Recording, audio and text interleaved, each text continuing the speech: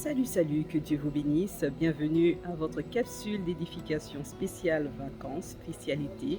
J'espère que vous vous portez bien. C'est votre coach spirituel Sylvie Marie-Laure. Je me fais toujours un plaisir de me tenir devant toi.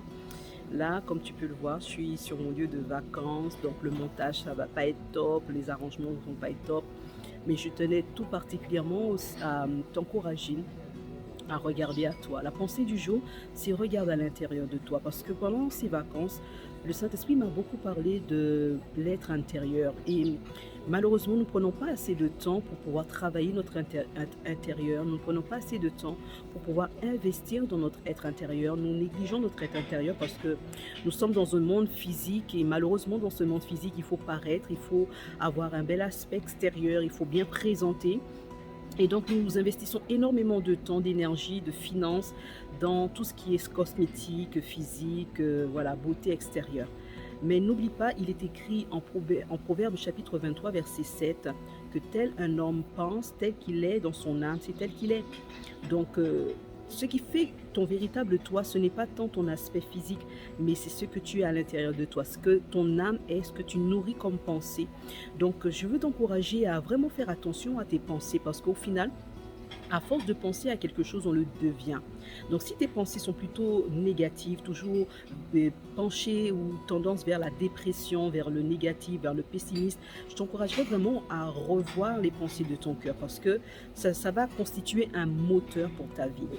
Au final, quelqu'un qui est tout le temps triste, qui nourrit des pensées tristes, qui nourrit des pensées défaitistes, finit par avoir une attitude défaitiste et du coup avoir un comportement. Et l'on attire à nous ce qu'on est à l'intérieur finalement. Ce n'est pas parce que tu passes ton temps à te maquiller, à te faire belle physiquement que forcément dans la vie tu vas attirer des bonnes choses, des bonnes personnes ou des bonnes circonstances. Non, c'est en fonction de ce que tu as à l'intérieur de toi qui va vraiment comme envoyer un signal spirituel, invisible mais réel autour de toi et qui va attirer à toi ce que tu es à l'intérieur de toi. Voilà pourquoi nous pouvons constater, et malheureusement les études, certaines études l'ont prouvé, que les femmes battues, les femmes malheureuses, les femmes qui ont été victimes de violences conjugales vraiment chroniques, cherchent dans leur vie un homme qui pour les rendre heureuses. Mais à l'intérieur d'elles, elles ont un système de pensée, une ligne de pensée, une posture spirituelle qui attire à elles ce type d'homme. Pourtant, leur intelligence ne veut pas de ça. Pourtant, leur cœur ne désire pas ce genre de personnes, mais leur système de pensée, au final, si on prend le temps de véritablement aller voir les pensées de ces femmes, nous verrons que ces femmes n'ont pas une bonne estime d'elles, nous verrons que ces femmes foncièrement se sentent mal à l'aise avec elles-mêmes et pensent, croient, de façon consciente ou inconsciente, qu'elles ne méritent pas plus. Et au final, c'est ce type d'homme, cette catégorie de personnes qu'elles attirent à elles. Donc, si tu veux recevoir des bonnes choses dans la vie, revois ton système de pensée, revois ce à quoi tu penses constamment, permanemment, et tu verras tout simplement que ça fait partie de l'ordre naturel, l'ordre spirituel des choses, l'ordre établi par Dieu, que tu attireras à toi ce que tu es à l'intérieur de toi. Non pas ce que tu fais forcément, non pas ce que tu as obligatoirement, mais foncièrement ce que tu es. Alors prends un temps pour découvrir qui tu es, investir en qui tu es, en cette partie de toi que l'on ne voit pas, en cette partie de toi qui est peut-être critique envers toi-même, envers les autres, intolérante, indulgente. En tout cas, vraiment, prends ce temps-là pour voir qui tu es et réajuster ce qui a besoin d'être réajusté à la lumière de la parole de Dieu.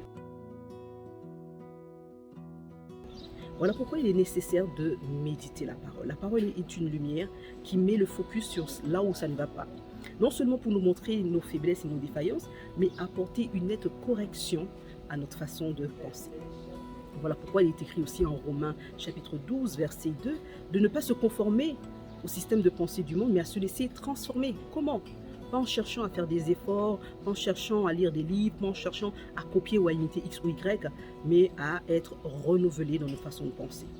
Et la parole de Dieu est cette nourriture spirituelle qui est là pour transformer ton être spirituel.